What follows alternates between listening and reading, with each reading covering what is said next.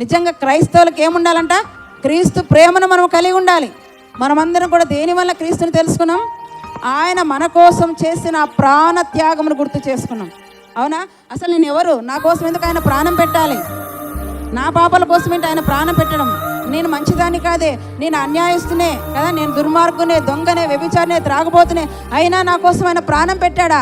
ఇంత గొప్ప దేవుడా అని దీన్ని చూసి మనం ఏం చేసామంట? ప్రభువుని నమ్ముకున్నాం.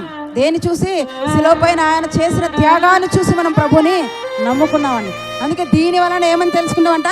ప్రేమ ఎట్టిదని తెలుసుకున్నాం. మాటల వల్ల తెలుసుకున్నామా? క్రియ వల్ల తెలుసుకున్నామా?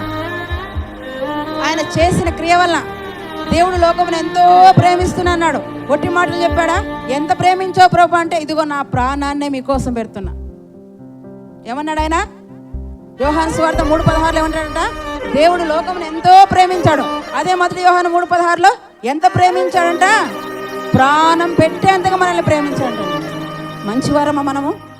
మన అనుకున్న వారి కోసం మనం ప్రాణం పెట్టం. కానీ మనం ఎవరమో, ఏ మంచితనము లేదు, జ్ఞానము కాదు, చదువర్లం కాదు కదా, విద్యావేత్తలం కాదు, అయినా కూడా మన కోసం ఏం చేస్తాడంటే ఆయన ప్రాణం పెట్టాడంటండి. దీని వలన ప్రేమ ఎట్టిదని మనం తెలుసుకొనిచున్నాం.